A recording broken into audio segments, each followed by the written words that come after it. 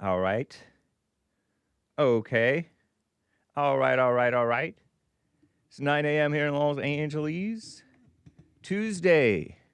Tightwad Tuesday. The 24th of March, AD 2026. And you can call in 1-888-775-3773 if you're watching or if you're trying to call between the hours of 9 a.m. Pacific time and 11 a.m. Well, really, 10:55 is my cutoff. Pacific time. Pacific Daylight Time. That's GMT -7. Greenwich Mean Time -7. All right? Because we're in daylight saving time. Hello, y'all. Live on YouTube, Punchy TV. What's up, Jim in Alaska, probably? Indeed. Good morning, sir. And Alaska is, I don't know how many hours behind us. Maybe just one. Or I don't know how many time zones they have over there. But live on Rumble. What's up, Rumble crew? Here, let me do this. Bring over my live stream here. Or, would you switch the thingamajigger? I don't have my Studio 8 working, actually.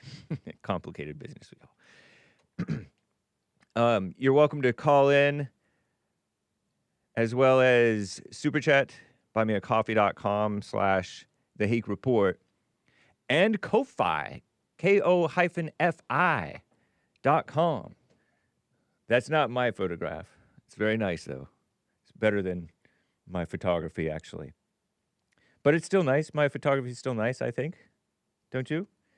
Oh. Okay. Here we go. This is quote-unquote news sometimes on the Hake Report from a quote-unquote alpha male perspective, okay? Disclaimer, no endorsement implied by Bond, JLP, or even Hake. I don't even endorse myself or even represent myself. And info may be false, okay? That's a little fair warning, okay? Be warned, beware, be red square that info may be false. I did see your super chats come in over here. Eric, Michael, in Canada. Popcorn, I think I have that one. Yeah. Do. Nice. And other platforms, you can super chat via Rumble if you're watching on Rumble. And I did get some Rumble rants. In fact, let me read those Rumble rants perhaps right now, y'all, if that's okay with you, even if it's not okay. Okay? Because Commander Kim got a few of these in here. Ronnie, would you like to apologize? Ronnie is one of my callers. He's a black, quote-unquote, conservative who voted for Obama twice. Allegedly, maybe, I don't know. Actually, he doesn't discuss it, but then we tricked him into discussing it, and he mentioned it. And anyway, would you like to apologize for spreading disinformation about Trump not having a plan with Iran when very clearly Trump has been warning Iran for 9+ years? Says Commander Kim. During COVID, Get a Job did a video montage of Trump telling the press he's going to make moves on Iran. But it'll be a surprise because he will not ever announce military operations to the press, says Commander Kim. Ronnie in 2017, says Commander Kim. These are multiple Rumble rants. Trump did a scorched earth speech at the UN, United Nations, evil organization, by the way, where he confronted the Iranian regime and told them if they didn't change, he was going to deal with them. In 2017, Ronnie, during 2016 campaign, Trump criticized the Iran nuclear deal. That was Obama's Iran nuclear deal that Israel didn't like. Bibi didn't like it. And since Bibi didn't like Obama or Obama didn't like Bibi, I liked Bibi, partly. And also Bibi's just manly. As I said yesterday, calling it the worst deal ever negotiated, pledged withdrawing from the agreement because it allowed Iran to threaten the entire Middle East, stated Trump. Trump looking out for the Middle East. I had that caller, Abdullah, toward the end of my show. I only had him on for like a minute. But he said everybody around the world, including, I guess, the Middle East, loves Donald Trump. Ronnie in 2016, says Commander Kim, Trump promised to prevent Iran from obtaining any nuclear weapons because it threatened the entire world, all caps. Commander Kim addressing Ronnie. And by the way, I did have this beach stream, and I neglected to read the beach stream super chats. A beach stream of pre-recorded premiere like I usually do. I finally did another beach recording that I put together and put out from last year, over the course of a few months last year. Him Diddy says, howdy, y'all.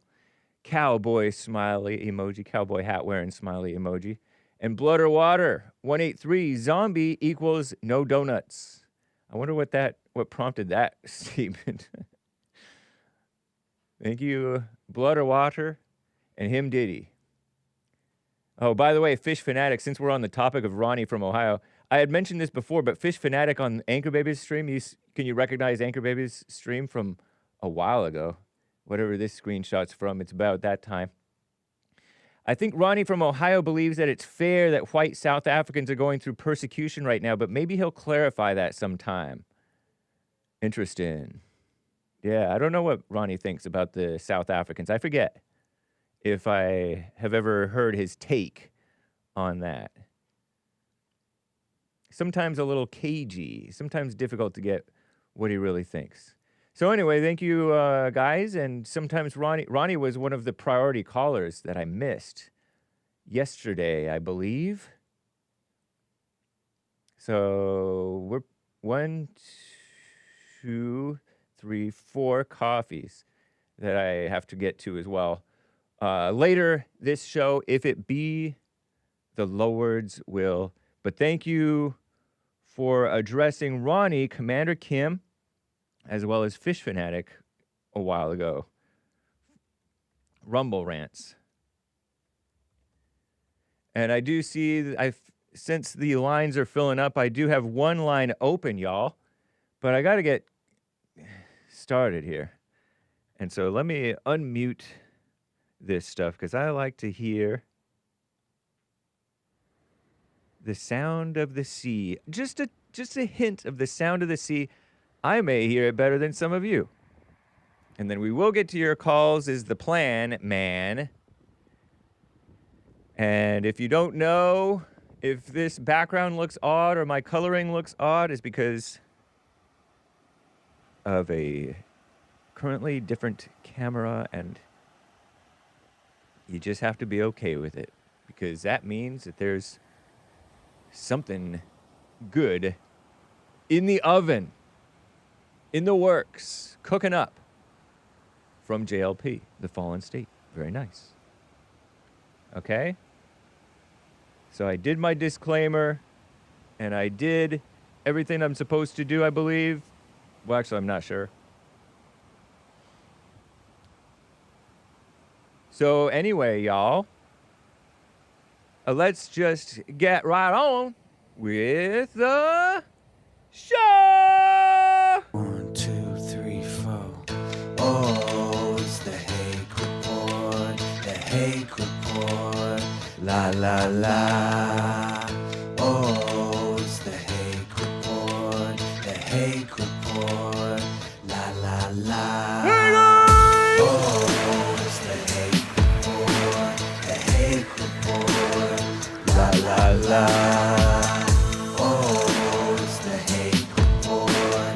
Hake Report. La la la. So, how y'all doing? I'm fine. Look at that helicopter. What is it about a helicopter that just attracts a man's view? I was gonna say young man, but I'm not that young anymore. I'm sort of young still, but not that young. I'm no spring chicken. Anyway, helicopters are cool. That's why. All right, so let me get to your calls here before we get too lost in super chats and news and things. I did pretty good news, by the way. I'll have to tell you. Oh, I just disappeared myself. I gotta say, I was pretty good on the news today, I thought. Okay. Check out Hake News on the Jesse Lee Peterson show at the end of hours 1 and 2. Okay? If you so please. Let me get to William. I mean, not William. I will get to William, perhaps. Okay? No promises, but I shall certainly try. But Ronnie in Ohio is on the line. His name was mentioned. He is a regular caller here, commonly caller. What's up, Ronnie? How you doing? My brother Hake, what's going on? Not much. How about you? All is well on my side. Good. I appreciate you living up to your word with the priority. Oh, good. Nice. Yeah, that's a word to Mark. I know Mark sometimes said he gives up at an hour. I think I was on hold for close to that yesterday. Yeah, probably. Yeah, but it was all good. I ended up getting caught up, so it was all good. Sweet. And but yeah, I appreciate you letting me get to talk to you. Of course. I know you think that Trump saying Robert Mueller dying was a good thing. I know you said it's a valid point. I want to know what you think about that valid point. When he said he can't hurt anyone anymore, I thought the glad that he's dead part. I wanted to zoom in on the glad that he's dead part, not the other part. Oh, that's what I meant when he said, because I didn't know why he said that. And then when he elaborated and said he can't hurt anyone anymore, I'm like, oh, that's a valid point. So his reasoning behind saying, I'm glad he's dead. He can no longer hurt anyone. I'm like, oh, that's a valid point for why he would say that he's glad that he's dead.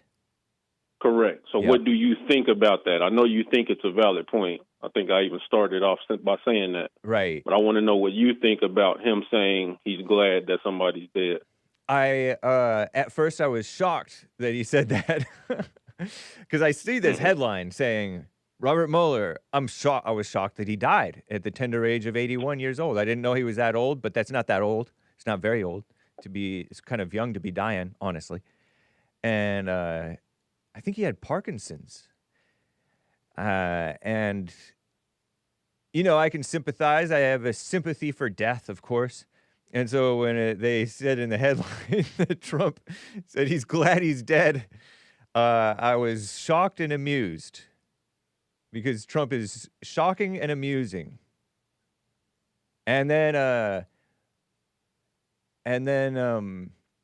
I already have, as you probably know, a tendency to give Trump the benefit of the doubt like no other person because Trump is different from others and because I'm a judgmental person. So I have a judgment upon other people that I don't necessarily have upon people who seem like God's men. And so it's sort of a flaw on my part that I'm willing to judge other people. And it helps me realize I shouldn't be judging at all when I hear God's men saying stuff that might prompt me to judge other people. You know how you can hear the truth from one person, but somebody else says the same thing, and you can't really hear it from them. I don't know if that happens to you personally, but I'm talking the general you. I've noticed it in myself, and I've noticed it in other people, that you can hear the truth from one person, but you'll reject the truth from another person. You'll hear that in women a lot. Women will hear the truth from Jesse, but they won't hear the truth from their husbands. Mm-hmm. So it's and I don't think that Trump was wrong for saying it. I don't know if he was right for saying it, but that's God's man, Trump. How about you? What's your take on it? Okay, so I'll ask you the follow-up question when I tell you how I processed it. Okay. If I was one of his staffers, if I was one of his friends, and he had showed me that, and he was like, hey, should I post this? And then I read it, I would tell him, no, don't post this. Yeah. What would you tell him? I would be like, ooh. I don't know if I would, if he were to ask me, that would indicate that he wants advice. That would indicate that he has some possible doubt about what he's posting. And I don't know if that's, I don't know how the situation went down with him posting that on Truth Social. But when somebody asks me, I would be like, I would probably say, I don't know if you should post it. But I don't know what I would say because I don't know what I would say because I'm not. Sorry for laughing. No, you're fine. I don't mind you laughing. I could just imagine. I just played that conversation out in my head. Like Trump reaching over to you and saying, "Hey, you think I should post this?" And he's, "I don't know, man." Well, it wasn't. It wouldn't be. It wouldn't necessarily be a. I don't know, man. It would be like, I don't know, ooh, because that would be like, it would give me like a little bit of thrillish heebie-jeebies about it because it sounds so. Well, it's a headline grabber. I'll tell you that much. One thing I encourage. Describing it. You're describing it. The question would be the President of the United States reaching over to you with his phone and saying, "Hey, should I post this?" That's a yes or no question. No, there's also an I don't know. There's also an I don't know answer to the President of the United States. I agree. So that's what I'm saying. That's why I laughed. I was expecting a yes or a no. Right. And then Hake hit me with his favorite phrase. I don't know. I think somebody asked you that a few months back. They was like, "Hake, what's your favorite word or phrase?" And I'm like, his number one is I don't know. Yeah.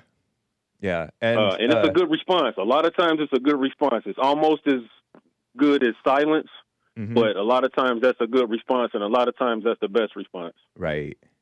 You know, I work with Jesse. Sometimes people get asked a dumb yes or no question, and then when they don't answer yes or no, or they answer with I don't know, the person that's asking the question gets mad, or the person in the audience starts judging them. Yeah. So rather than processing the actual answer as to why they say they don't know, they just get mad that they're not answering their stupid questions. And I say stupid because if they really have some other type of curiosity, they could ask a better question. And a lot of times people don't ask better questions. They just want you to be fixated on their yes or no. Sometimes it's even a hypothetical question. So it's like, you want me to give you a yes or no to this hypothetical. Hypotheticals you're going to get mad if I say I don't know. That's just dumb. Approach me better, and then you might get the actual response you're looking for. Yeah. Hypotheticals are almost impossible to answer honestly, other than I don't know. Yeah, I learned that from Uncle Jesse. Yeah, and that hasn't fully sunken in, but sometimes I remember that. Sometimes I realize that. Yeah. Okay, cool. So, I was about to say I work with JLP, and JLP says things that people are not used to hearing. Sometimes it's just a refreshing truth, as you know, and I think you agree. And he said he, like Trump, says things that you're quote unquote not supposed to say. And a lot of times those are the true things that free you up. It's kind of like the boy in the story, The Emperor's New Clothes. The boy was the only one who didn't know that you're supposed to pretend to have a pure heart and pretend like you see his clothes, but he had no clothes. So the boys yelled, "The Emperor has no clothes." And then everybody realized, I've been playing dumb this whole time. He doesn't have any clothes on. So it's sometimes stating the obvious or whatever. And it would be like an obvious thing maybe that Trump would be glad that guy's gone. Even though I think he was past his prime. He was past the point of doing any more harm to anybody. So I think that it's kind of a funny / moot point, even though I did call it a valid point. But, people on X were defending Trump, people like Cernovich and others, Mike Cernovich, because Trump, that Mueller did a lot of damage, according to them, to Trump's friends and associates and family with all that quote-unquote investigation and some of the charges that took place. So, anyway, working with Jesse, I sometimes he'll say stuff that's shocking, and then you just realize the truth of it. So, anyway. Yeah, and I think it's important to show boomers and older, show them some grace when they're just speaking their mind. Yeah, because it's refreshing when kids and when old people speak their mind. And words aren't honestly that really important. People put an overemphasis on words and the importance of words. People speak and then they change their mind, or they speak and you're not necessarily supposed to judge them too harshly on their words. And that's something that I wish like Popcorn would get, I think. And he's definitely not the worst one, because he behaves himself. But people in the culture way, way, way overreact to words and meaningless things like, blackface and stuff. And that's really a detriment to the people who overreact and to the culture, because there's this culture of lynching people over their words, so to speak, to use a metaphor. Yeah, I agree wholeheartedly. Yeah. Why would you say no? And did you really have a high regard for Bob Mueller? So you asked me two questions. Yeah. The second part, I respect him as a person as much as I respected Charlie Kirk.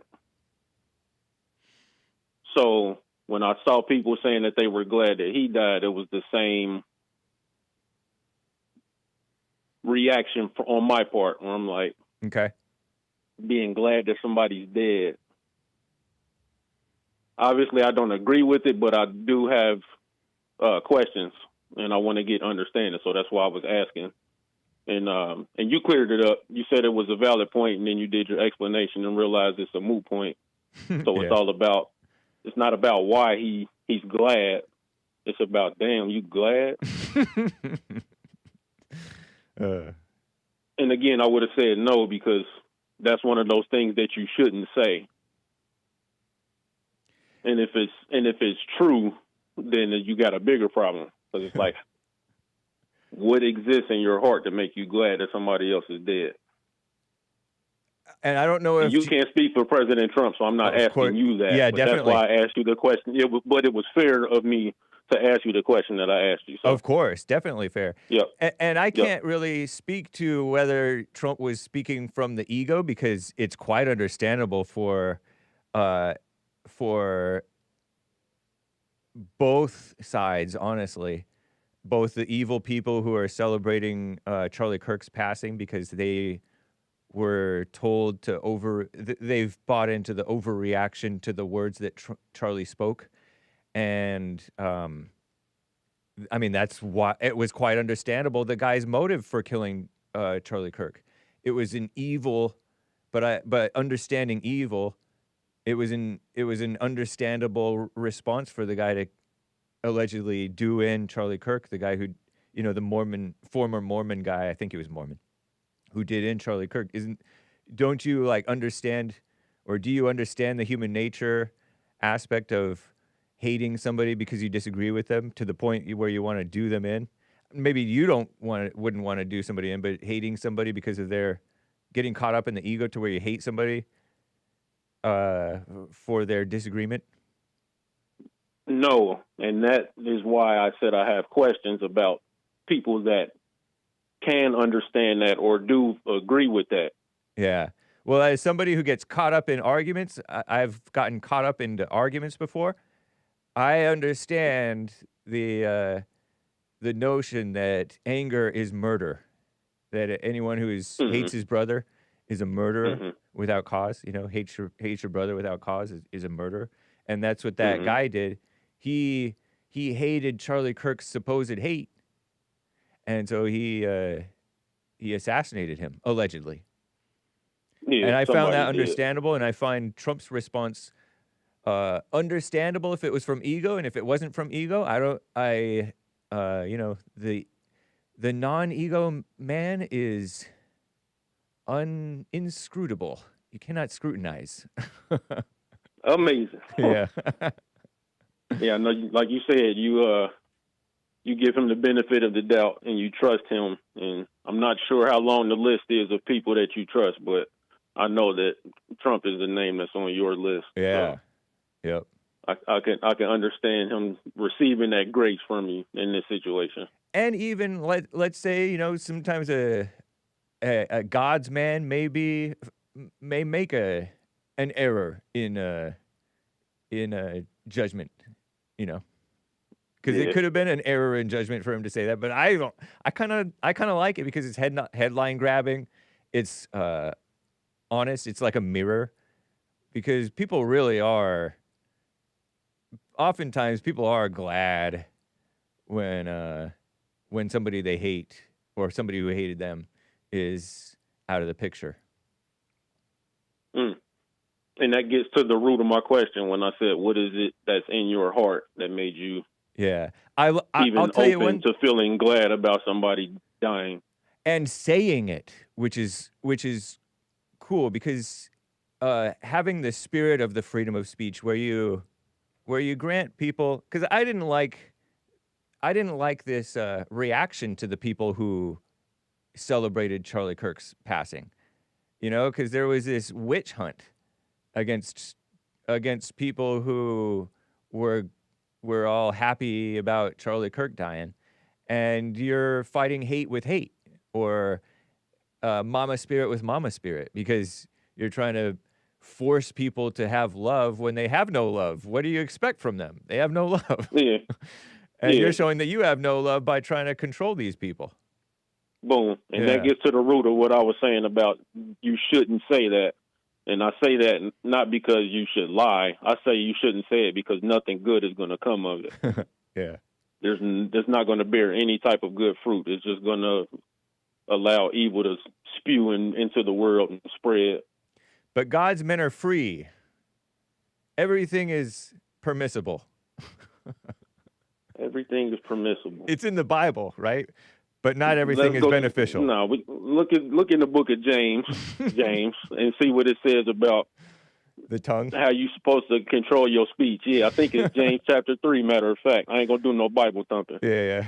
And I ain't gonna hold up the lines either. So, but before I jump off, the one question that I had for you about Mark and the Mark, I found myself. It might have been a cold day in hell, because I think I agree with Mark when he was talking about you and your trust of Trump, and how he's not supporting him anymore.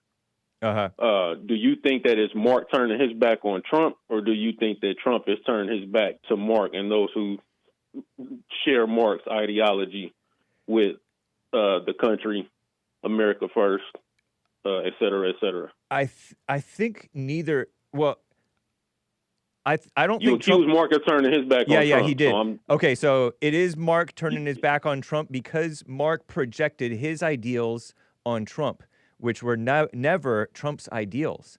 Trump has always been pro-Israel. He's always been very tough in his speech against Iran. And so and even Nick Fuentes knew, that's why he didn't vote for Trump, according to him, that Trump was going to go to war with Iran. If Nick Fuentes knew it, and Nick Fuentes is he's not an old man who's been around. He's 27, which is old enough to be very wise and smart, but this was not a true surprise. Mark only heard what he wanted to hear, which was no new wars, but Trump always talked about Iran, and so it's not particularly a surprise. And also, that was smart for Trump to do, because then Iran might have been like, oh, well, he said no new wars, so he might not go against us. And then, bam, got him. So, well, yeah. Like I said, I ain't going to hold up the lines. Hopefully Mark calls in, because I want to hear you guys discuss that and hash that out. Because the way that I see it as Trump turning his back on those who believed in the things that he said, because what he said this week in the last 30 days is not the same thing he was saying on the campaign trail. Is it true or false? True or false? He was always tough on Iran and saying stuff about Iran. Yes, Iran was definitely on his radar. I don't agree with his tactics and how he handled it either. I think the Obama deal was at least holding Iran in check so we can focus our issues on East Asia, primarily China and North Korea, but Trump undid that work, tearing up that deal. So now we're dealing with stuff on two fronts. Nice. And that's problematic. Well, thank you, sir. I appreciate yep. it. Commander Kim, he or she wanted me to speak on South Africa. Oh, yeah. Oh, that not Commander Kim. That was Fish Fanatic. Oh, okay. Yeah, whoever it was, tell them I'll respond to that as soon as they ask me a question about Mali or Ghana or Botswana. Cool. And then we can get to South Africa. All right. Interesting. Thank you, Yes, Ronnie. sir. Take care. You as well.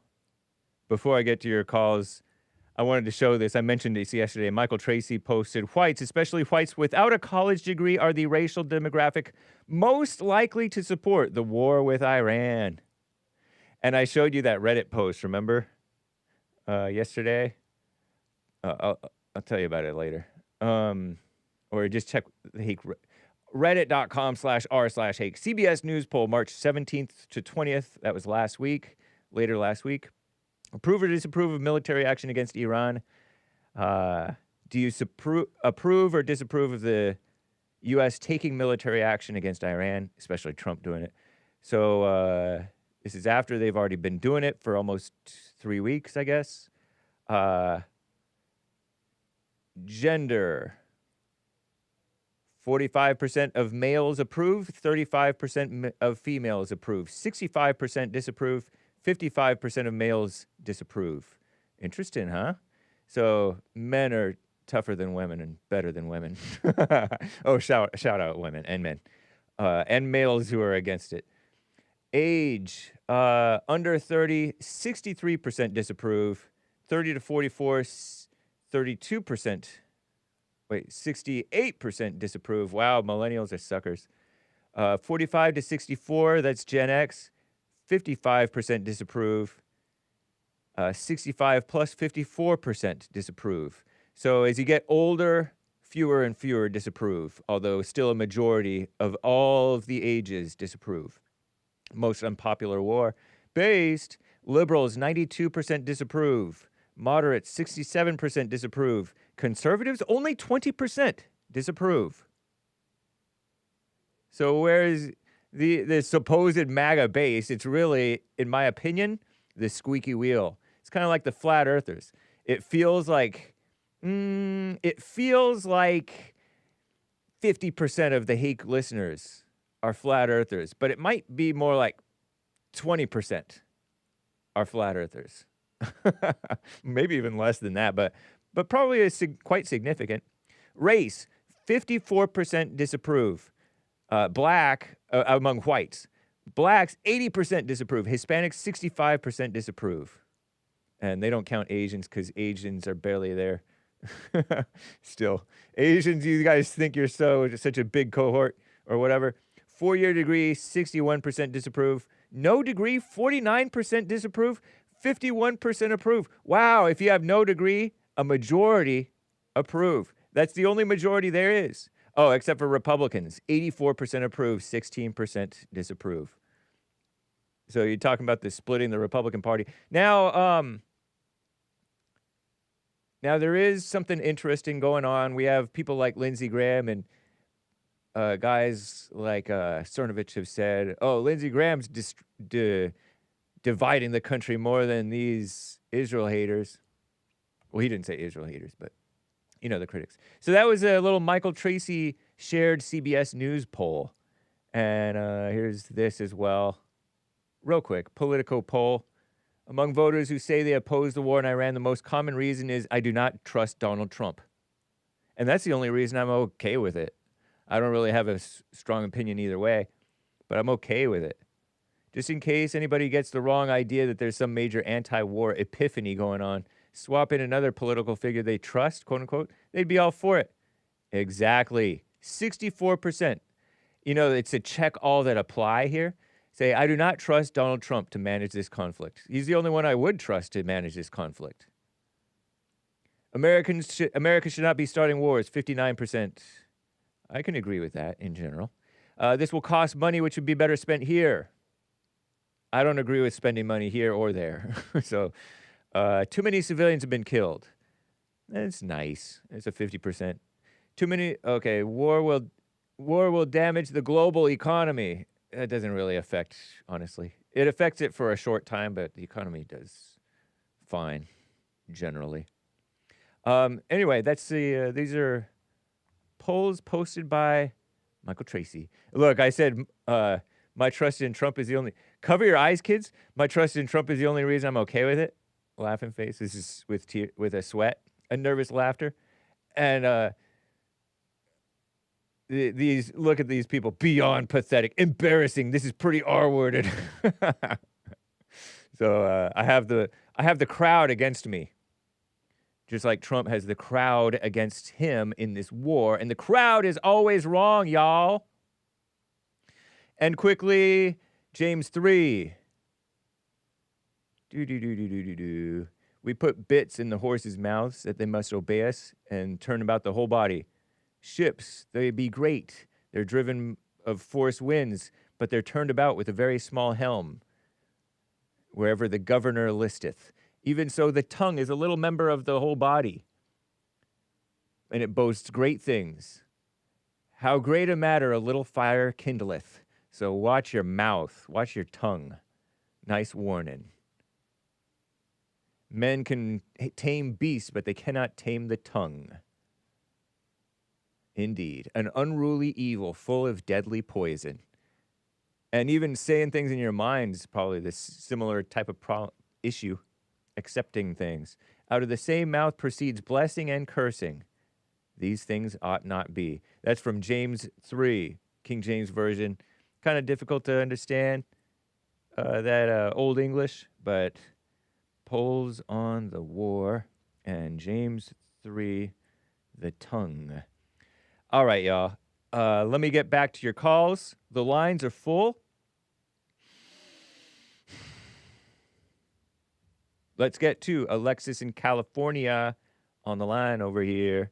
How you doing, Alexis? Are you there?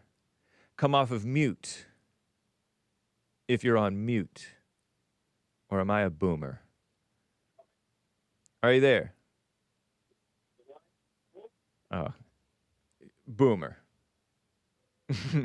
Check on Alexis. I feel like Alexis may be listening to the show rather than through the phone line here. Jeff in Louisiana on the line over here. Jeff, thanks for calling and holding, sir. Go ahead. What's going on, man? I just want to bring up the SAVE Act real quick. Okay. I just want to get Democrats to think about this. I know a lot of us in your show. How was social use that? Basically, the Democrats come out and said, why do they say about SAVE Act? That they mentioned that minorities and illegal immigrants and all these people won't be able to vote. Who did they never mention that won't be able to vote because of it? Straight white males. Yeah. Interesting So point. basically, they're telling everybody you're too stupid to vote if you're not a straight white male. Yeah. True. Those are the people whom they don't want to vote because we vote sensibly, and they don't want people who vote sensibly. They don't want conservative, sensible people who recognize the realness of Trump to vote. That's not my point. My point is they're basically telling their own voters you're too stupid to vote. Oh, interesting point. Yeah. And they go out and vote for them. Yeah, that's true.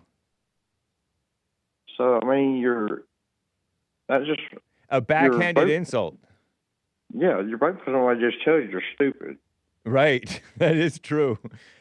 That's like affirmative action. That's like this racism stuff, holding people down. That's victimhood.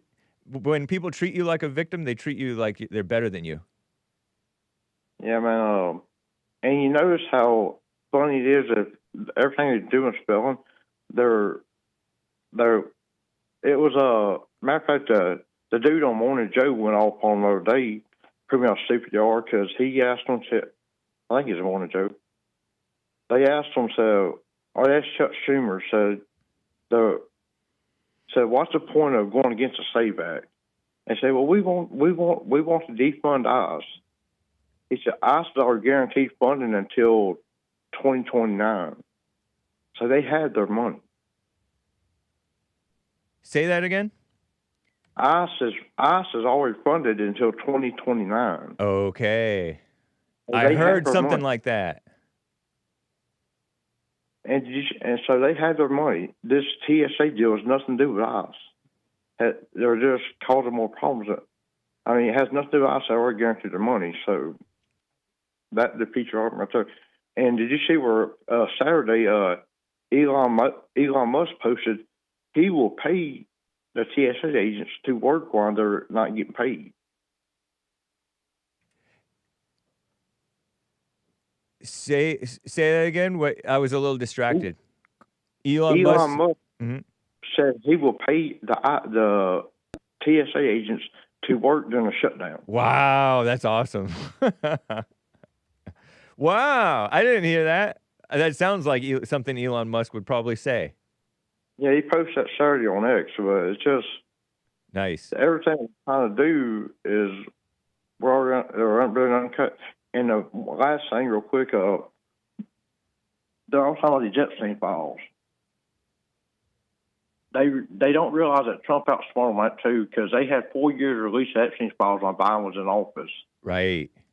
And Trump knew he was exonerated, so he didn't release when he first got president. He made the Democrats beg him to release the files, and who got implicated in them? Democrats. Wow. Yeah, good point. Even though there are suckers who are pretending like Trump is implicated in them, but but you're so right about that. He got them to beg to implicate themselves. Yeah. There's a guy, I don't know his name, but he posted, he does it as a news clip I saw, but he went through how many times Trump was listed in them and compared to everybody else, and it's just clear that Trump did nothing wrong in them. Yeah.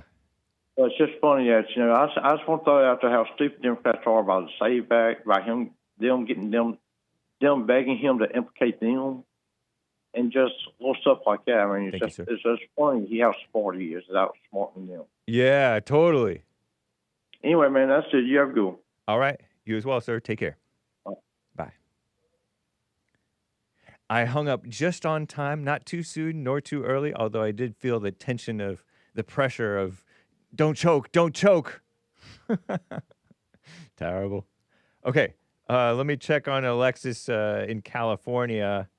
Alexis, thank you for calling and holding. Hi. Hey. Well, it's nice to talk to you. I haven't talked to you in such a long time. I know. This is my third time calling you. It's appreciate hearing from you. I'm watching you right now. That's why when you got on the phone, I understand. I was looking at you, and then the phone went on. I'm a boomer too, so I'm not right judging now. you. And I understand you're kind of a boomer, even though you're a millennial or something like me. You're also kind of a boomer, and I get it. Yeah. It's been a while. Appreciate hearing from you. Yeah, how you been? I've been well. Pretty well. Oh, good. Thank you. Yeah, you look good. Thanks. I feel good, too. I wanted to talk to you about what that caller just said right now about President Trump. He's so focused on his, the text that he put out about he's glad that the guy is dead. Oh, yeah. Uh-huh. Mueller. Well, I believe that President Trump is being completely honest and transparent, and that's what we all wanted. And there's nothing wrong with what he did. And him and Jesse Lee Pearson, they're very similar, where they just tell you the truth. They're not going to lie about anything. Yeah. And I think that caller, he's just reading too much into it. He wants to say, okay, that's wrong for him to do, and then go to the Bible and use that scripture. I'm not a Bible thumper, but I do know some things. Yeah. And with the scripture about the tongue, well, I don't want to tell you, what it means, because I know that you've been also a Christian, right, for your whole life? Yeah. And I have too. probably not as much as you, because I heard some of your life story. Right. But the scripture with the tongue, what I believe it means, I could be wrong, that you're not supposed to use it like for evil and to hurt people. Right. And President Trump is not using it for evil or to hurt people. He is just being completely honest that, okay, the guy's dead and he's not going to hurt anybody. Yeah. And from what I learned about Jesse Lee Peterson, that's love for him to put that out there because he's protecting people. And then also a lot of people are so affected with the Iran war and people are turning their backs on President Trump. That's not right either because we don't work there. We don't know like the dynamics of what's going on. He knows, and we should trust him on what he's doing. We're never going to know because we don't work there, and we're not that close to know what's going on. Yeah. So people shouldn't be turning their backs on him or saying when they don't even know. We're never, ever, ever going to know. Right. And I trust that he's there, and whatever he does, I'm fine with it. I have no problems with it. That's how I feel about it as well, Alexis. And I acknowledge even if he were to do something wrong, he has his heart is in the right place. You know what I mean? And his mind is in the right place too. Better than any of the rest of our minds. Yeah, but we don't even know if he's wrong or right. Exactly. Because we don't work with him. That's we don't right. work with him. Yep. So we'll never know because only he knows. Yep. People are because he works there. That's so true. That's such a good point, Alexis. People pretend like they know. They pretend like they know, oh, he's controlled by Israel. Oh, he's controlled and manipulated by Bibi and the fake news. And and there's no proof of that. They just assume it. Right, yeah. Right. And and I don't understand why people hate the Jews from Israel, and they hate Israel and everything, because this is how I look at it, right? I could be wrong. What's important in Israel, I believe, is the land, because that's where Jesus was. He walked all over there. He was there. There's all kinds of evidence there that he was there. And protecting the land is important, but if something happens to it, okay, well, there's nothing we could do about it. But he was there. And he was walking all over there. And even Jesse Lee Peterson says that, when he went there, it was amazing. Yeah. I'd never been there. I want to go there, but I'd never been there. But I'm sure it is amazing. Yep. And it's not the people that were there years ago. They're all dead. They all died off already. Right. So there's new people there. Yeah. And they have their new ideas and their new beliefs, and they have a lot of things are not good because Satan's all over the earth, and he's over here manipulating everybody. And he uses a lot of people to manipulate, like the guy that just called you, and then the other guy. What is the other guy that says that Jesus is black? What's his name again? John from Kentucky. Yes, he believes that, and I want to say something about that if I can. Can I? Yeah. Okay. Well, I heard him call your show the other day, and he goes by the scripture about Jesus' hair, that it was made of wool. Yeah. Okay, so let me just try to break it down a little bit. But I'm not a Bible thumper, but I do know some things, okay? But so anyways, I think he might be referring to wool, like from the store. That wool was not even created back then. It wasn't even invented. So that's one thing. The second thing is, that's in the book of Revelation. So the Apostle John, he had Jesus Christ gave him a revelation, a vision from God, that he showed him all these things. And then he showed him Jesus, right? And he said that Jesus' hair was like wool, which back in those days, wool was very soft. Wow. And it was white. And it says it's pure as white. So that's all he meant. He didn't mean that his hair was, like really, really curly and like kinky or whatever. He didn't mean that. Right. That's not what he meant. Because in those days, they didn't even have wool. Like, what is that? What is wool? They never had wool to clean, nothing like that. Yeah. So they used a lot of wool from the lamb because to, make things and survive off that. That's what they used back then. And it was probably good thick hair, not thinning hair, like what a lot of us have today. Yeah. And then, and then also I have relatives, well, they're dead now. Uh-huh. But like my great-great-grandparents and stuff like that, and they've always mentioned Jesus all the time, and God, of course, because they already know that it's not one person, that God, that Jesus has a Father. And he's never, we've seen old pictures. Of course, they're gone now, the pictures, but he was always light-skinned. And he always had colored eyes, blue or brown. Never dark ever, that I remember, and that my parents, my grandparents, everybody from way back then. And it's not so even he was important. always light-skinned. It isn't important, but it is kind of important because you don't want to put, like, people always put fake information out there all the time. True. And then when they talk about Jesus so much, that's what wanted me to really call you about because, it's not true. He's not black.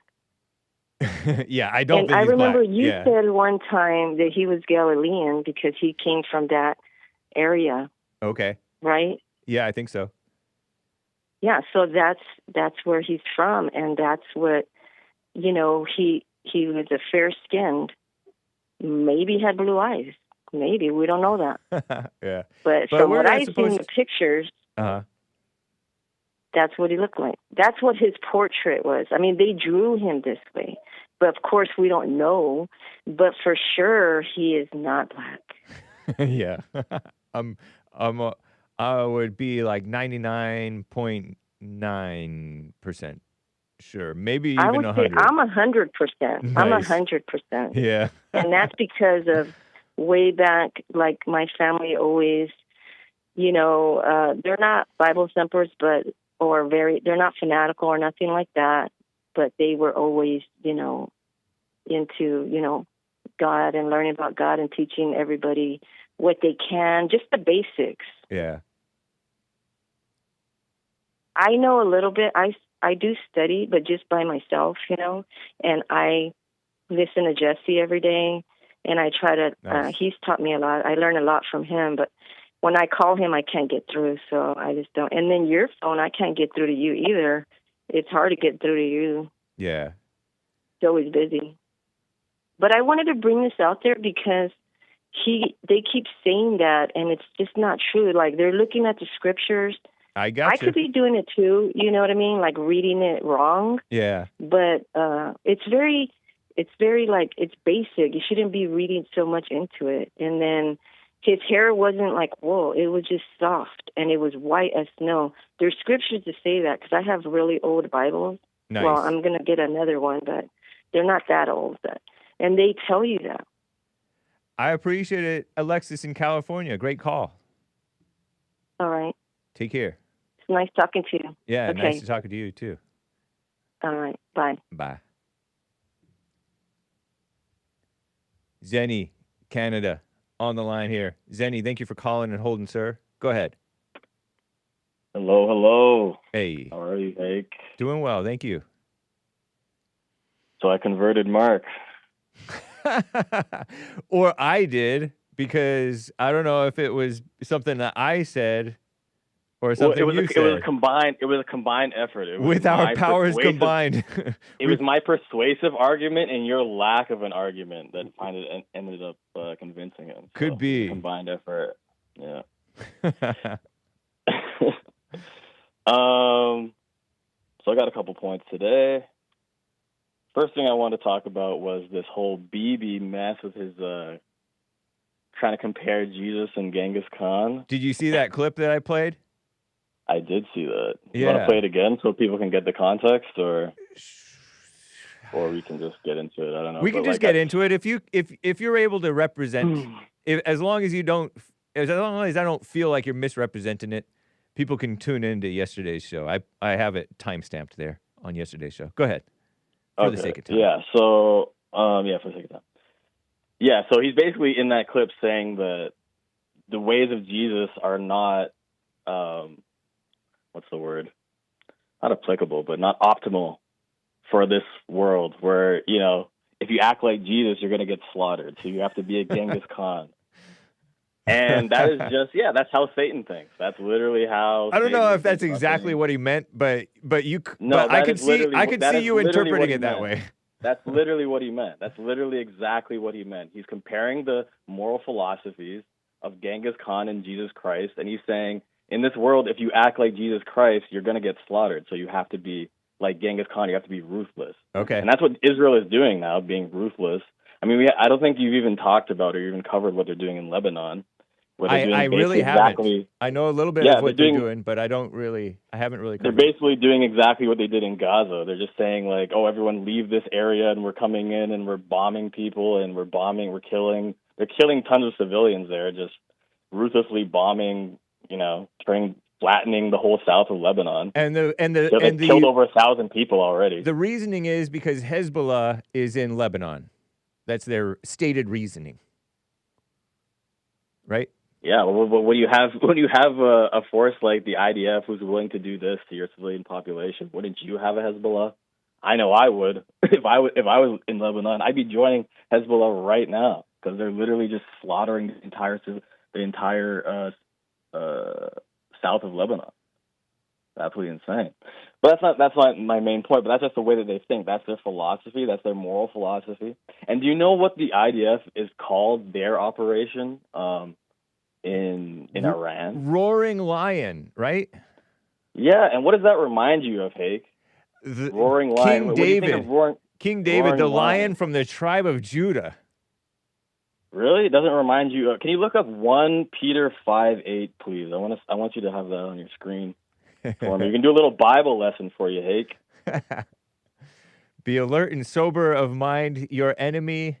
I'm going to pull up the new NIV version, even though we are not necessarily liberals here. I disclaim the NIV, but I grew up on it. But anyway, be alert and of sober mind. Your enemy, the devil, prowls around like a roaring lion, looking for someone to devour. Ooh, what was that? Satan rolled around like, what did it say? Say it one more time, bro. The devil prowls around like a roaring lion, looking for someone. The devil prowls to devour. around like a roaring lion, and then the IDF decides to name their operation the Roaring Lion. I'll just leave that out there. You know, everyone can make their own connections. I'm just spitting facts, pure facts out there. So you're like your whole show yesterday was kind of about is Bibi manly, and I think we've already kind of covered this. I think we already talked about this, but I said is being evil manly? Like I thought being evil was more of a feminine trait. Like no, I know, but trying to destroy. I know, but that's an evil. There's manly evil and there's effeminate evil, and I'm not talking about evil or good. Is he manly or girly like Obama? He's manly like a man. Yeah. Okay. I mean, you don't seem to. You seem begrudging in your acceptance of that truth. No, I mean, like you could make this point that he represents kind of like an evil manhood. Like I understand that, and I'm not even acknowledging the evil part necessarily. Okay. Yeah.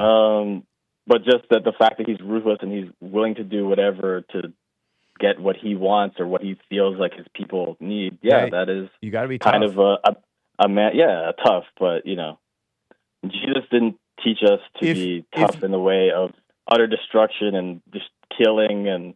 This is not the way of Jesus. And he represented it perfectly in his analogy. If you were Israeli, would you be glad that he's prime minister? Not if I just got bombed by an Iranian missile and I have to go in my hidey hole. Did anybody get bombed or just their cars got bombed? Because I know that people have died. People have died. Tel Aviv. Okay, people have died. Let's say you're not one of the people who died or any of the family. Would you be glad that he's the one in charge? Definitely not.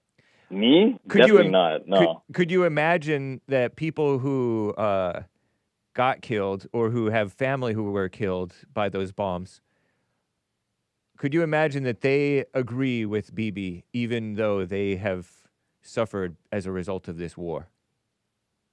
I think if they do agree, they're just in for more suffering and more war. I mean, I don't think.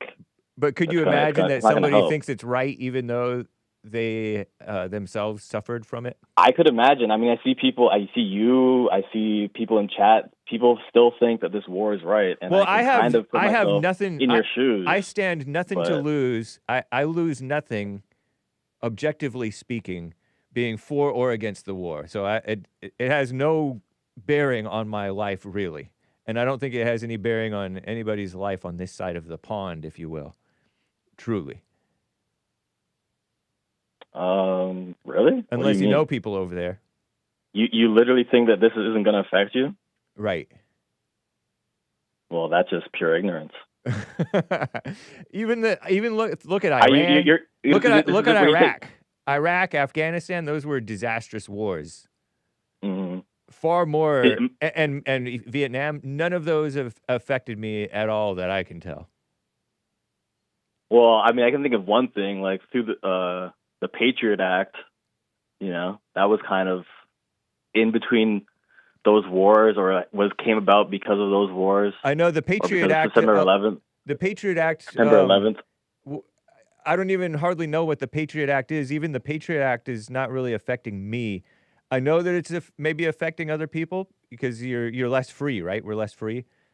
And Obamacare affected me more than any of this stuff. And Obamacare really should not be an issue for a person whose life is together. Mm. And so same thing with these wars. I just don't see it really affecting us until like bombs start dropping on us, which you predict it will, or rockets or whatever. But yeah, I wouldn't put it could. past.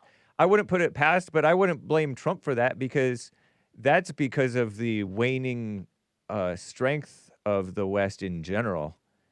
And Trump was just trying to do the quote unquote right thing. But this war kind of exposes and clarifies those weaknesses. Right, it does, and it also shows that they were not honest about their capabilities. Not that they. Well, why would they be? Yeah, I wouldn't blame them for not being honest, but all these people pretending like, oh, they were innocent. It's peace and love. I heard from Mitt from Australia saying, oh, everything is peace and love. Why is America and Israel the bad guys fighting this war? Nobody else wants war in the whole wide world. Talk about naive. Well, he's right about that. That's not true. I mean, well, no, he's saying that everyone else is a peacenik? No, I thought you were just saying that people generally don't want this war to happen. Well, people in general don't, but I'm talking about these countries. These countries are warmongering countries. Well, if you really look at it, like America is the real warmonger, and Israel. That's true, but Iran wasn't the one who was, necessarily shooting missiles at anyone until they were attacked. Right, but they were funding a lot of shooting of rockets, according to what I heard. Do you believe that to be true? They were funding Hamas and Hezbollah and the Houthis and stuff like that. But, so they were but at the same time, America's funding Israel. So I mean, how could you can't fault them? I mean, is it morally equal to fund Israel versus fund Hezbollah and all that stuff? I'd probably say so. I mean, if anything, I'd say I don't know. Yeah, I'd say probably pretty much equal. But you're almost tempted to say it's worse to fund Israel. I'm almost tempted. And the only reason why I'm tempted is because I bet Iran before all this war is safer than the United States. I bet there's less gay people. I bet there's less feminism. I bet they invest more in their actual people. I bet they have a better standard of living than your average American does. You think so? Because they're actually a people. They're like a Persian people, and they actually care about their people. America's just like this. I think that the Persians, from what I heard, is the divided. Persians. I grant you about the moral decline of the quote unquote West versus the Muslim world. Yes. I'm with you on that part, but I'm not with you on this thing about, they were probably, I don't think that the Persians, I heard, and I don't know if it's true, somebody said the Persians want their country back. The Persians don't have their country. Who the liberals who ran over here? Somebody claimed that, yeah. I don't know who claimed, I don't even remember where I heard it, but I don't think that the Persians are running that country. I heard that the guy... Persians are Iranians. Iran is just the name. No, I know, but it's kind of like Russians are not all of Russia, or French an are not all ethnicity, of right? France. Yeah. I think that But it's Iran is mostly kind of Persian. diverse. And for example, let me Mostly tell you ethnic one thing. makeup. Are Azerbaijanis, are they Persians? Because I heard that the first Ayatollah that got killed in this war, Mm-hmm.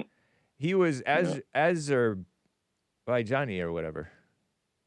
Oh yeah. Yeah. Side note. Iran is a nation of over 90 million people with an estimated 60 to 61% identifying as ethnically Persian. Ah, The largest minority groups are Azerbaijani, 14 to 24%, Kurds approximately 10%. I'm glad you looked that up because I was too trifling and lazy to. Nice. Yeah, no, So it's good to learn kind of like something new. it's kind of like the Mexicans running America is that Azerbaijanis are running roughshod over those poor Persians.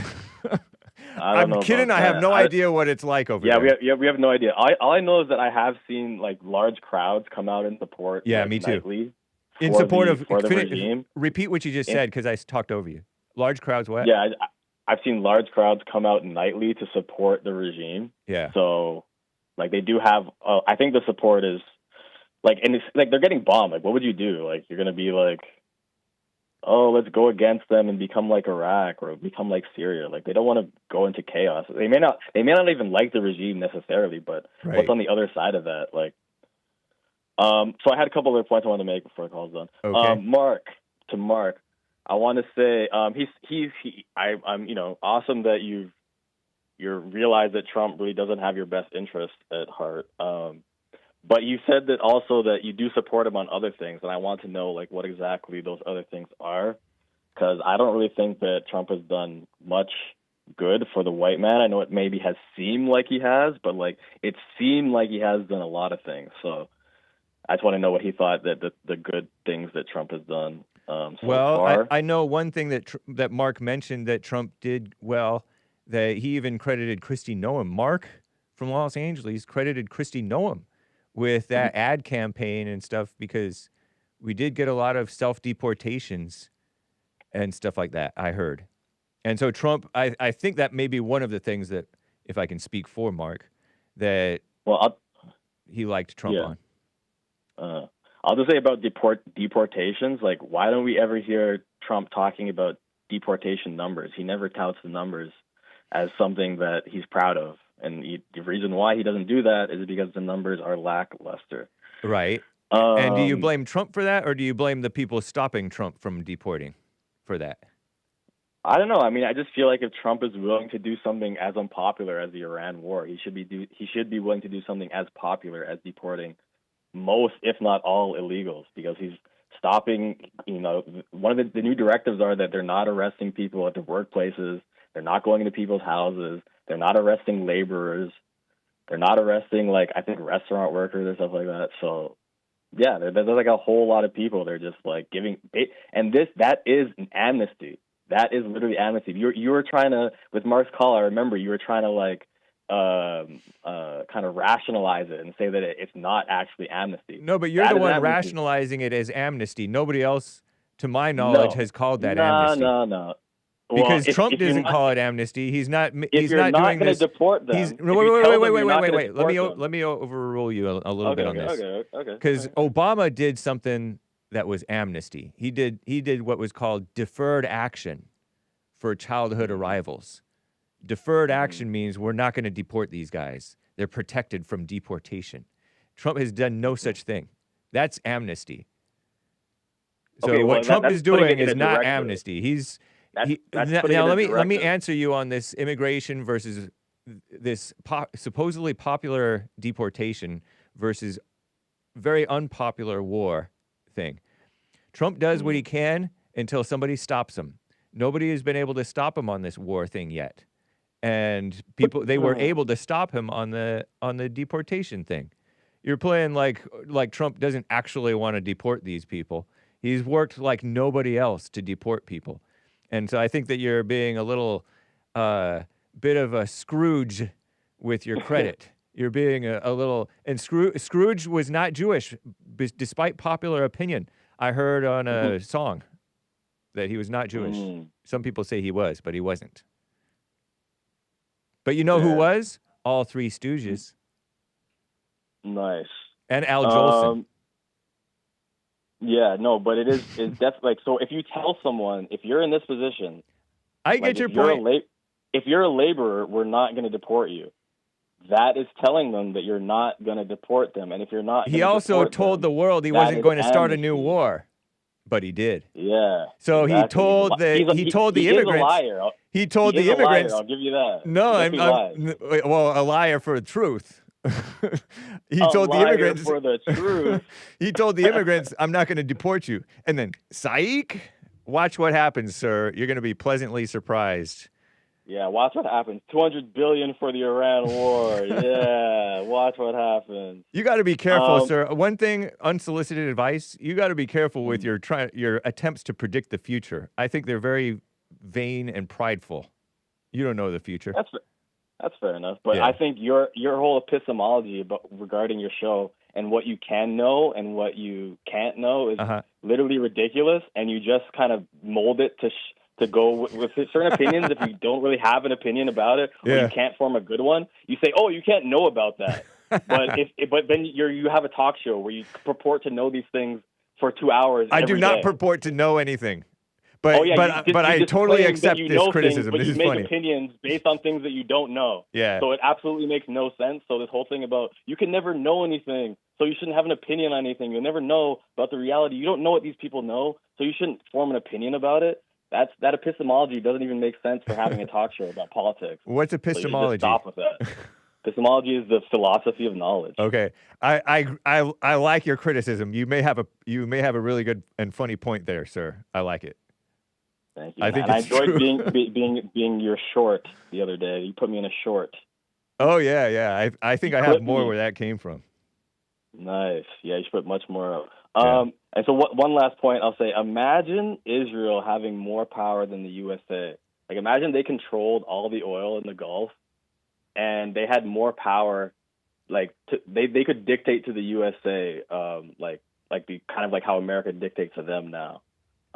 Imagine that reality and what it would be like. Because if people who support Israel were in full control of the USA, we wouldn't be able to have this conversation on your show right now. Just imagine what Israel would do to the USA if they had power over you guys. Bibi would let us. He would let you talk? Yeah. You can have your little show, Hake. Just you. That Nick Fuentes, he's going to jail. No, I don't think that Bibi would. I don't think Bibi has a problem with Nick Fuentes. He likes Nick?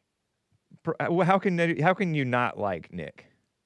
It's like disliking Trump. There's no way to dislike Trump. You made a good point the other day. You said, why would Israel kill Kirk but not kill Nick Fuentes? Yeah. And the only thing I could say about that is it just seemed that, like... Well, Kirk is was massively influential. Fuentes is undeniable and up-and-comer, but he did not have the establishment as at least not as strongly as Charlie Kirk. Yeah, so it seemed like Kirk was against going to war with Iran, and he also exposed the fact that Israel knew that October 7th was going to happen, and he was also getting mad at the Jewish donors for trying to control his free speech. So but he'd been accepting all their donations up until that point. Yeah, and he was getting a little bit aggrieved with what was going on, and But don't you think it's do you agree with me that it was probably that transgender boyfriend guy who did it, and that's about it? No, I don't. I think there's much more to the story than just the lone shooter. I can't like just say that. Yeah. Can't you give the white man credit, the white evil guy credit from Utah? It doesn't take much to do him in. Yeah, I mean, but like the whole thing with the 30-06 and the whole fact that the bullet doesn't really match and stuff like that, like how the bullet hit, and people saying that he had like a titanium spine and stuff like that. I'm like, I don't know about none of that stuff have I even really looked into at all. So I don't have. I know that there is. I don't really have a clue what points you're making because I haven't looked into that stuff so deeply. So you can look into this point. Everyone can look into the point. They say that he was shot with a 30-06, and apparently a 30-06 has the explosive power to the point where it should have like exploded his neck and gone through him and hit someone else behind him, but it didn't. It just stopped and was lodged into like a bone in his neck or something like that. And so that just doesn't match with the gun. So people can look that up for themselves. There's a bunch of people on YouTube who are showing what it would look like to shoot with a 30-06. Well, I'm getting flashbacks of the images that I saw, and lest I get queasy and keel over, not that I'm squeamish, I'll let you have your point and not argue with it because it's too graphic for me right now. Yeah, I know. I'm glad I never fully saw the video, and I never want to see it. And rest in peace, Charlie Kirk. Yeah. Pray for us up in heaven, Saint Charlie. Do you think that happens, by the way? I don't know, but this is a joke. Okay. All right. Take care, sir. All right, brother. Have a good one. Bye. I forget who all were priorities. Let me do a few calls, a few supers, and back to calls. Mark, Los Angeles. Go ahead, Mark. Hi, how you doing, Hake? Fine, sir. Thank you. Yeah, I missed the first 40 minutes of your show, so I don't know. I heard a little bit of Ronnie, but I know he mentioned me, but I don't know what he said. I just could read the comments. I was out doing road work. But he asked if I thought that you were turning on Trump, or if Trump was had turned on you. Well, that's a good question. I guess you could say I turned on him because of his support of Israel, right? And the way which you knew about in advance. Pardon me? Which you knew about his support for Israel in advance. Well, I didn't think he was going to go this far to start a war with Iran. Mm-hmm. I didn't expect that. Okay. And now we have Americans dying again for Israel, which is ridiculous. How many is it now? Pardon me? Oh, I don't know. Honestly, I should know. But I know the number's only going to increase. Also, before I get on to Ronnie's call, I wanted to give a shout-out to Alexis. I haven't heard from her in a long time. Yeah. She's good. Yeah, she's good. And the thing I had a question about, on that little note from Brandy from Hawaii, she said I was mad at her. Do you know what she's talking about? I don't really remember. I think maybe I don't remember. She might have she might have done like a super chat that you responded to or something. I don't know. Whatever. All I remember saying is some of your callers you give too much time to. I wasn't referring to her. 13. And I wasn't. 13 soldiers killed per Wikipedia. Okay. U.S. And the number's only going to increase. Also, I wanted to shout out to ZENNY. That was a great call. And he asked me, ZENNY did, I heard him ask about Trump and on immigration. And after hearing your conversation with him right now, I think he may have a point. Now, I know Trump's still got a couple of years left, but if he doesn't start going after these gardeners and babysitters and all these other privileged illegals, they're never going to get them out of here. I agree with that point, but calling it amnesty is unfair, in my opinion. What else is it? Well, I mean, but he's assuming Trump is never going to go after them, and I don't think that's. I think Trump is just realigning tactics-wise because he's run into so many really tough roadblocks. I know. I agree with that, and I think ZENNY knows that too. Yeah. But the point is, he's trying. I'm not going to be part of a group like MAGA who have Zionists leading their group. That's not why I joined MAGA. Right. To have guys like Lindsey Graham leading it. He sucks, man. He's an example of a soft white man that will sell out to Satan's children in a heartbeat. I hate Lindsey Graham. Was there anything else Ronnie said that I need to respond to that you could remember? I don't. No, not really. No, not to you. Okay, well, I wish I could have got on with him, but that's okay. There was something I had in mind. Oh, what did you think of Trump being glad Mueller is dead? I agreed with him. I hated Mueller. I'm glad he's dead, too. I hope he's in hell. Wow. If that offends anybody, tough luck. They would have put Trump in hell and forgot about him. They want to put white people in hell and forget about us.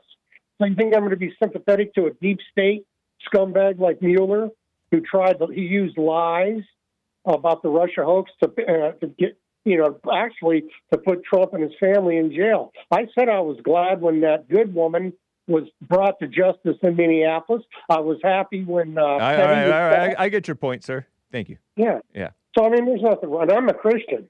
Right. And I consider myself a Christian. These people that we just mentioned are enemies of Christianity. They're enemies of our race. So I'm not going to be cheerful or crying, I should say. Yeah. Do you believe that there is a government conspiracy to put Tucker Carlson in jail? I haven't really paid attention to the whole issue. I don't even really know what all Tucker has been saying. So I can't comment on it. Well, they're accusing him of having communications with the government of Iran. And I don't know the details. Yeah. But that's some of the reason they're going after him. I mean, he should talk to Iran. I mean, he's a journalist. He's supposed to talk to Iran and get their supposed side. I mean, you don't want to be just a puppet for spreading war propaganda, because they're good propagandists. But so I wouldn't want him. I would hope that he wouldn't be like treasonous or traitorous to America or Trump. But I don't think that that Tucker's really like that. He may be kind of a sucker a little bit, but I don't know. That's wild to put him in jail for that, or if people are trying to do that. Well, that's what I wanted to bring up. I think I may have said it before, but it bears repeating. I think once the Jews take the Middle East and control the oil and the geopolitics, they're going to focus on getting guys like Tucker off the air. They're going to go after Candace Owen. I don't care if she's black. I've been getting criticized for saying she's good. Well, she tells the truth.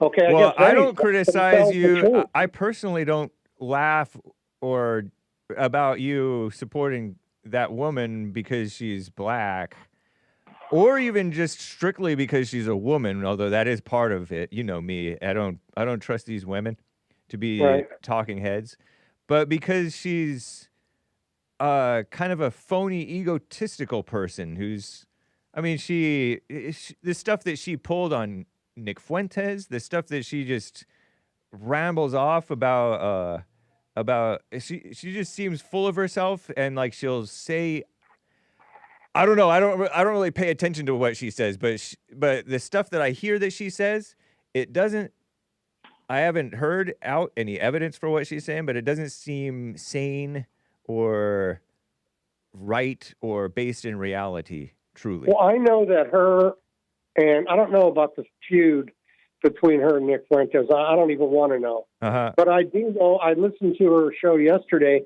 and she tells the truth, man. I'm not surprised to hear that. Of course she tells some truth, otherwise she wouldn't have some facts, I would say. Well, I mean, truth that you may not want to say. For example, she said that they're trying to make it illegal, not just in the U.S. and in Europe, but all over the world, to question the Holocaust. And that's true. If you question the Holocaust, automatically you're considered an anti-Semite. I consider that common knowledge. Everybody knows that. That's not really remarkable for that she would say that. She's not saying anything new. Okay, so you believe that the Holocaust was a hoax then? No, just that it's illegal, and they're pushing for it to be illegal to question about it. Yeah, well, that's communism. I agree. So you don't favor those laws?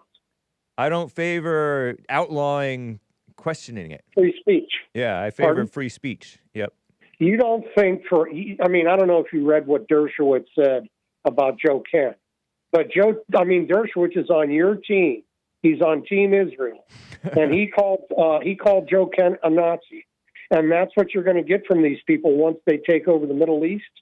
Anybody who defies the Jews on any level is going to be scrutinized. If I'm on a team, it's Team Trump. It's not necessarily Team Israel. Well, I like Israel. I like Bibi. I find liberals like Alan Dershowitz to be kind of hit and miss. Sometimes he's right, sometimes he's wrong. Well, he's with you on Israel, okay? I don't think he is with me on Israel.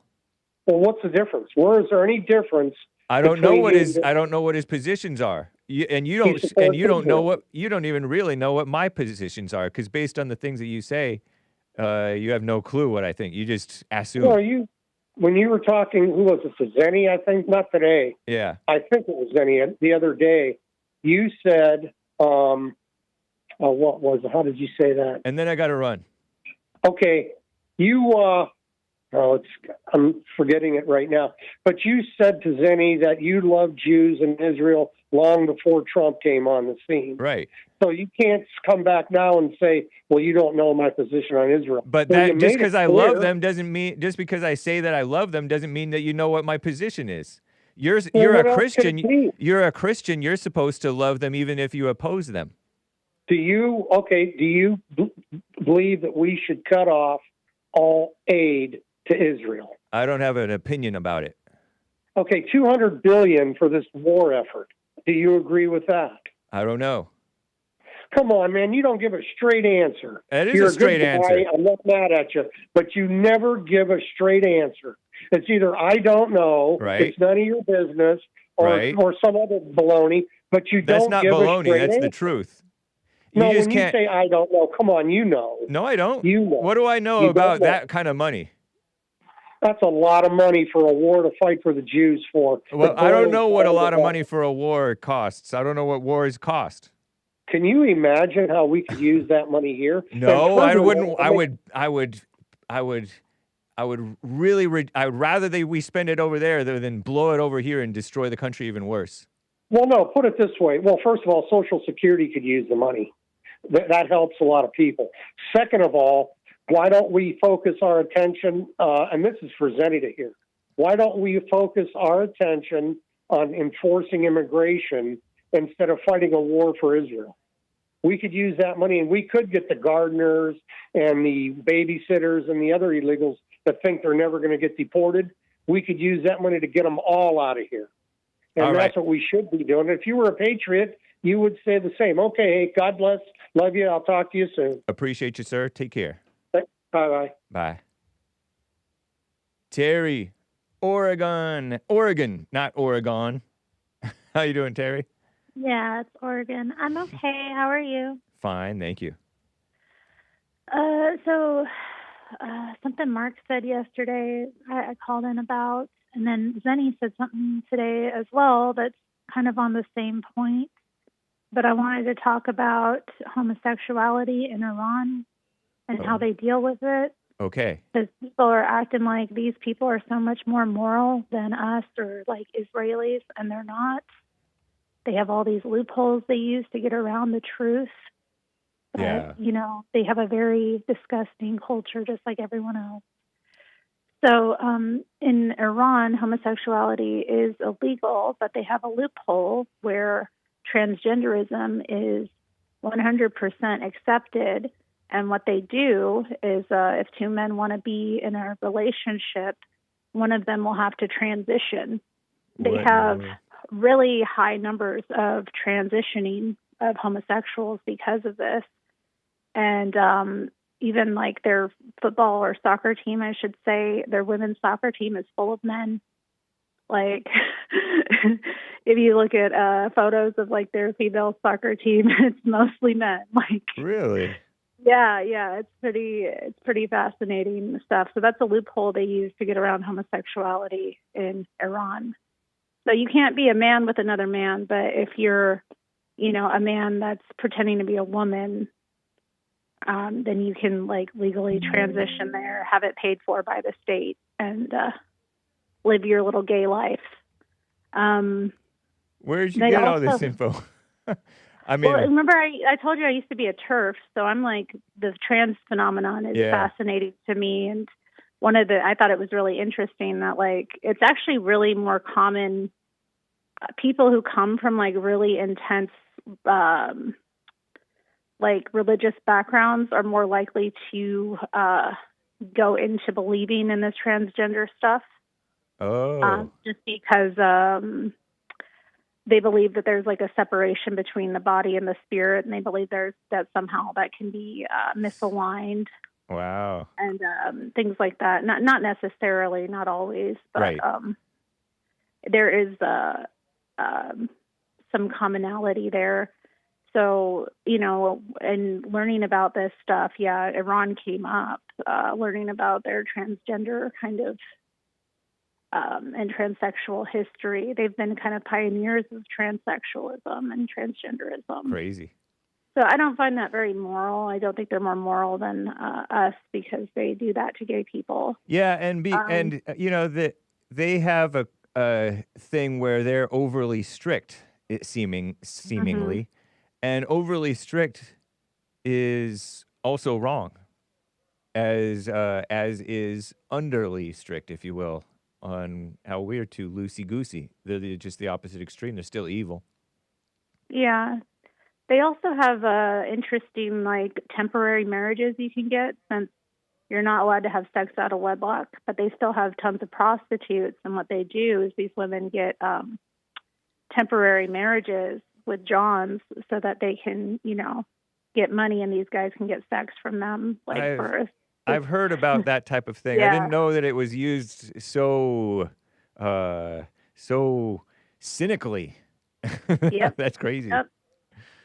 So, yeah, nice moral people. Yeah. The other thing I wanted to mention, too, is that actual pederasty of, young boys is so common in the Muslim world, and people don't really realize that. And I think it's a big part of why the men are so violent and crazy. Yeah. Apart from, the inbreeding as well. You have this number of, different nations that practice polygamy. There's not fathers in the home. And a lot of the times, women aren't really accessible either. And it's created a situation where, young boys are often considered to be appropriate sexual targets. That's part of what happens when things are overly strict, too, is that people get perverted and weird. Yeah. Right. The pressure comes out in all kinds of sick and twisted ways. Mm. The pressure of the ego and self-satisfaction and stuff, indulgence mess. Crazy. Interesting. Yeah, I think, too, something about it becomes the more restricted people feel, the more exciting it is to, break a taboo. Yeah, true. It's like a psychological thing. And as everybody knows, you cross one line, you'll cross another, and then it gets worse and worse sometimes for people. Yeah. Terrible. Well, anyway, I get really sick of hearing that nonsense about they're moral. They don't have gays like they do in Israel. Yeah. Or okay, I would much rather be around the average Israeli than people acting like this. Yeah, right. They're not more moral. They're human beings, and they're not moral any more than anyone else. Yep, they're human too. What about their quality of life? Is it better than America? No. Shout out, ZENNY. It's not bad. It's not bad for what they've been able to do. Okay. Say they have some advantages, but now it's not good. I've heard because of the war, a lot of people are without access to electricity. They don't have any internet right now, so terrible. I'm sure. I mean, I feel for the people living there and dealing with this. So, well, right on. Thank you, TERRI. Appreciate it. All right, later, Hake. All right, bye. Bye. There's one line open, y'all. I would be remiss if I were to fail in my duty to get to Ko-Fi, ko-fi.com or coffee / the Hake Report, ko-fi. Mike bought a coffee saying ZENNY cooked you last week, Hake. Mead, and I don't know on what that ZENNY supposedly cooked me on, but ZENNY, you got another fan. Mead needs to call in about the real Mississippi burning, because Mead called in about a Time to Kill, I think, whatever that was, one of those. I put out a clip from it. Mead had a great call the other week. For Women's History Month, I salute Fanny Kelly and the Oatman girls. Not familiar, I don't think. got to be some type of dog whistle here from this Ko-fi supporter. Tell that white flight queen, Ardeen from Colorado, to read their books in her white neighborhood. Says, kidnapped by Lakota Indians. Huh. They massacred them with their clubs. Wow, this doesn't sound good. Actual history of the Oatman family massacre, which occurred March 1851 in southwestern Arizona. A beautiful 19-year-old woman, this is their YouTube video descriptions. Beautiful 19-year-old woman Fanny Kelly was captured by American Indians while traveling on the frontier for land in Idaho. Fanny Kelly was a 19th century, meaning 1800s, woman best known for her book on the harrowing experiences and the activity after being captured by the Olala Zoo, something. The untold story of Fanny Kelly's captivity at the Sioux Indians. The country was swarming with Apaches. Olive Oatmans, something or other. Oatmans or Oakmans. Oatmans. We will hear about how the Oatman family fell out with the rest of the wagon train due to dissension and conflicts. Oh, and so they were kind of isolated and vulnerable to attack by the merciless Indian savages, as was described by the Declaration of Independence. Thank you kindly, Mike, I guess, with your coffee. What did Zenny cook me on? I don't even remember what Zenny was talking about. Ko-fi. Fanny Kelly and Oatman girls. Interesting. Very informative there. Good sir. All right, so let me just close down some of these tabs and get back into the super chats. Hundreds have been injured, by the way, in the Iran war. Hundreds of Americans, over 200 something. Side note. At this point, just call me Mike Says. These are coffees here now. Coffees. Mike. All right, y'all. Am I the only one who listens and understands our future president? Mark, I can't wait for you to send a super chat to him so he can roast you real good. They're eating babies, crying emoji, laughing face with tears. None of this is proven or even in the files. He wasn't a PDF either. There's nothing in the files that suggests that. They're referring to Epstein. Epstein was not a pedophile. There's nothing in the files that suggests that. This is a tactic to get you all emotional so the general public won't know who he really was and who donated money to him. All Jews, says Mike. But Mrs. Farmer said, or should I say Candace Owens? Oh, yeah, that's right. Her last name is supposed to be Farmer. Hey, Courtney, do you know who produces her mentally ill show? A Jew. What a joke. Forget her. Candace. Forget Tucker. He says F, as in forget, I think. Forget Joe Kent. And forget all these psychopaths bringing the future president movement down. He is the one and only real ninja. Says a vote of confidence for our future president from Mike, who also says, Maine trying to prove a point with YouTube shorts is crazy. Laughing face sideways with tears coming out. What are you talking about? The Shroud of Turin stuff? Or Turin? However you pronounce it. Pardon me if I'm butchering it. It made me think of my neighbor who told a little African kid with the big old glasses to look directly at the sun for 2 minutes a day to be cured. I told him you can do it yourself if you don't ever want to tell your crazy idea to an innocent child, you schizo. He said freaking schizo. Don't say freaking, at least not too much, kids. Then he started showing me shorts about it and also shorts of famous people being clones from the past. Multiple laughing sideways, diagonal faces anyway with tears. And of course he thinks the earth is flat. Dizzy, crunchy face. Shout out, Derek, laughing with sweat, nervous laughter. That's funny. Thank you, Mike. Michael from Canada. That is really funny.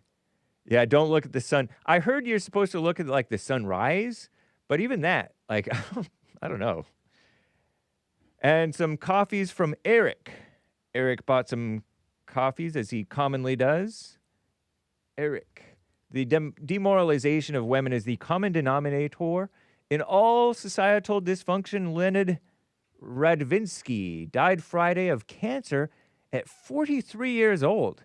Founder of My Free Cams and the owner of OnlyFans. Wow.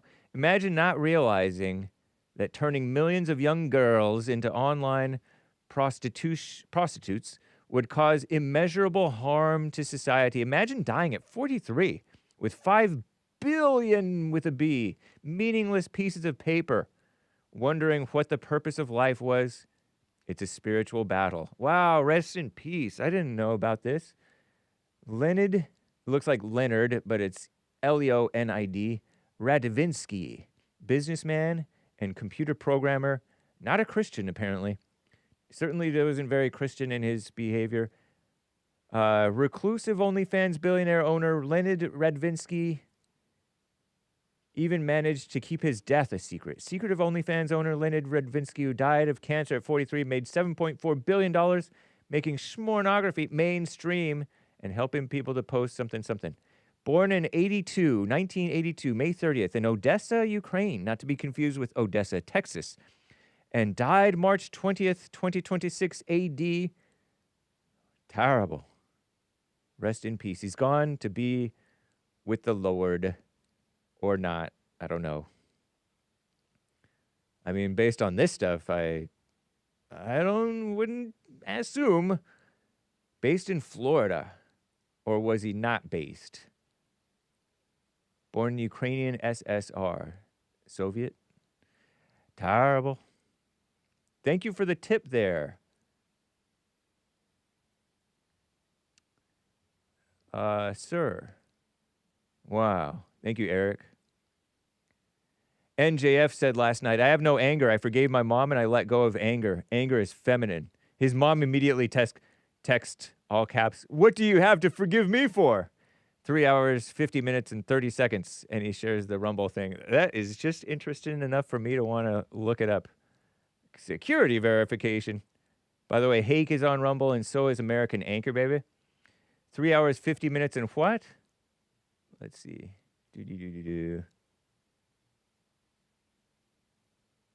Okay. Let's hear my competitor. Enemies, I have no anger. I'm at peace. But I appreciate it. Get my anger out. You know how that makes me sound like I'm some pussy? Ooh, don't say that, kids. Sorry, kids. Ladies. Dare I play more? You ever see these, what do they call them? They're called like, what are they called? They're called like it's called a rage room, right? 350. You ever see these rage rooms? Holy fuck. Oh, sorry, kids. Oh, Lord. That's our future president. Nice. Right on. See, he has no anger. He forgave his mom. Although I don't know if his mom caught on because she texted immediately, what do you have to forgive me for? That's funny. Episode 1662, if you want to check that out. Nice. Thank you, Eric, for your 5 coffees there. Great tips there. Very cool. There is more here where that came from. Cesar, as well as Popcorn and Sion. What's up, Sion? Do you prefer dogs or cats? And Anthony, there. This is a great call, TERRI. I'll get to more of you guys in a sec. Let me get to the YouTube supers. What was the guy's name? Oh, well, I don't remember. Gone at 43, exclamation mark. Shmorn. Okay, over on YouTube, I got these from YouTube, y'all. Seabill, hey, get this clown Zenny off the air. He sounds like a liberal progressive woman. High heel emoji. Also complaining. Laughing face with tears coming out. Yeah, Zenny is passionate. He's passionate. But he's also Jewish, so he has high verbal IQ, so people are fooled by him, apparently. People are fooled by him. They don't identify with the simplicity of the normal white man. They fall for the Ashkenazi verbal IQ of Zenny, who's good at tempting people away from his fellow Jews. Zenny is part black as well. God is known as the Lion of Judah, Zenny, says Brandy from Hawaii. That's right, Brandy. Roaring lion isn't just the devil. Everblazer says, Mark, part of her quote-unquote truth comes from her dreams. Literally, she said Charlie's spirit, Charlie Kirk, referring to this woman, this competitor of mine, came to her in a dream. What do you think about that? Now, I cannot confirm or deny any of this stuff because I can't really stand to listen to this woman. I find her voice a bit obnoxious. It's difficult for me to listen to a woman unless she's talking with me on the phone, like Angel or TERRI or ALEXIS or Ardeen or Maze or Brandy. Unless I'm talking to the woman, I can't listen to them. Or beautiful, all these gals from church. I can listen to those gals from church talk. Anyway. It's kind of true, though. All right, so those are the supers from YouTube. Ah, lordy. YouTube. All right. Oh, man. Hang on, guys. Hang on. If you don't mind. Let me read more of these coffees. Cesar Cesar sub. Hake, seems I have a hater. LOL. I know. What was his name again? Jews overall? Double question mark. It doesn't surprise me if this dude really is Jewish, he would choose. I don't know, man. He would choose to attack/humiliate me instead of debunking my points. That's such a Jewish thing to do, laughing with tears coming out. Oh, well, I don't know. Okay, my last super asked you to correct me if I was wrong, meaning I'm always open to being proven wrong, but I was able to use Grok to prove me wrong. Iran really is untrustworthy according to events from the past. Random question here. Right on, Cesar. Random question here. Do you think Joe Kent was somehow compromised, which is why he resigned and explained his resignation?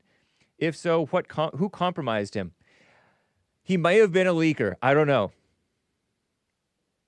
He may have been a leaker, and then to get out ahead of the leaking allegations, he suddenly got a conscience and said, oh, I don't know, I can't be with the Trump administration. They're going to war with Israel.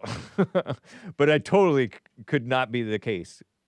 As Angelica, which that's not her name, Alexis beautifully stated, we will never know the truth. Who knows the heart of a man except the man himself and God? Sometimes the man himself doesn't even know his own evil heart. Lastly, I asked Grok which president had supported Israel the most in history. No surprise, it's yours truly, our greatest president, Trump. Laughing faces with tears. Doesn't that make you want to support Israel more? Because who's better than Trump? Nobody. See you later, Hake. Waving, okay sign, and thumbs up, all Dominican. P.S. Calling Gab AI anti-Semitic was hilarious. Thank you, man. I'm glad I made you chuckle when I brought up your view on the embassy that moved to Jerusalem. That was my intention. Yeah. My reason for supporting the embassy move has nothing to do with geopolitics. It's just my own personal so-called moral vanity. Because Tel Aviv is gay capital of the world and Jerusalem is in the Bible. Popcorn.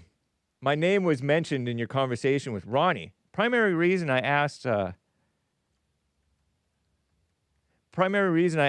both of you and Jesse about the Great White Hope's tweet about post-truth, we call it, about Mueller or Mueller, is to get at the root of what is the standard. Christ is the standard. And Christ said all kinds of cuss words, just like Trump and Jesse. It is just my opinion, but I think you somewhat lose credibility, or at the very least prove that there aren't any hard and fast rules. Indeed, with respect to what people should or shouldn't do.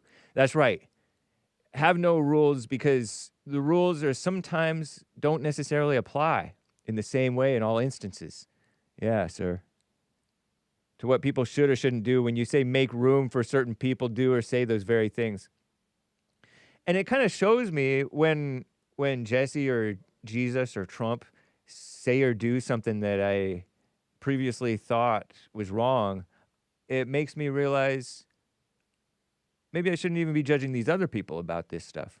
Anger is wrong, but I have righteous anger. No, you don't. The great white hope. Oh, his is righteous.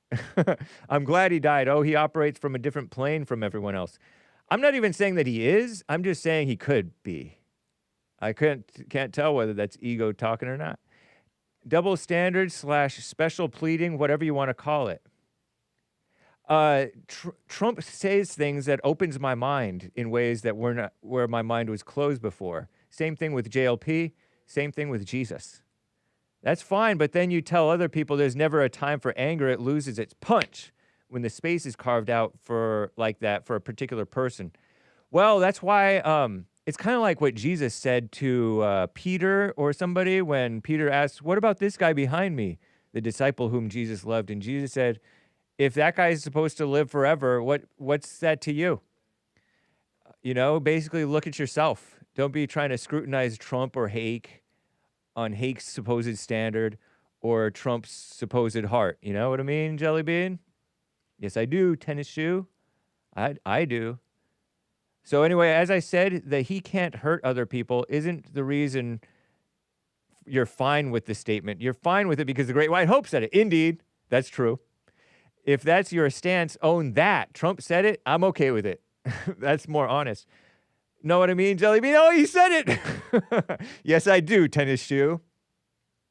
Yes, I do, tennis shoe. But I did appreciate him saying you can't hurt other people. It was kind of added to the funniness / explanation of it.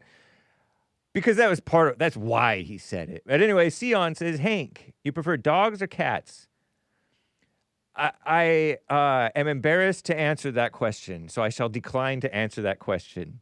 Okay, I prefer cats, but I prefer the people who prefer dogs.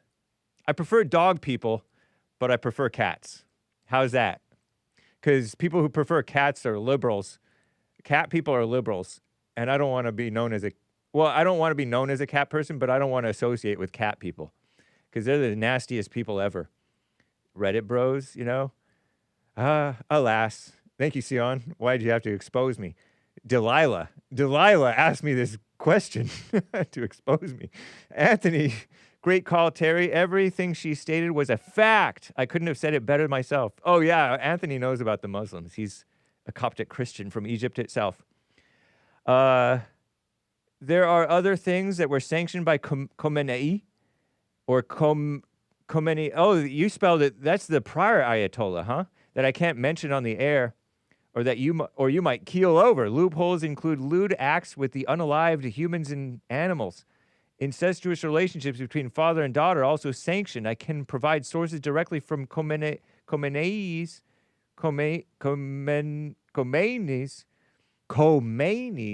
different from Khomeini jurisprudence. Kho, not Kha. Jurisprudence. I think he's doing that on purpose, perhaps. Keep spitting facts about Islam, Terry. You turf, you former turf, no longer a feminist.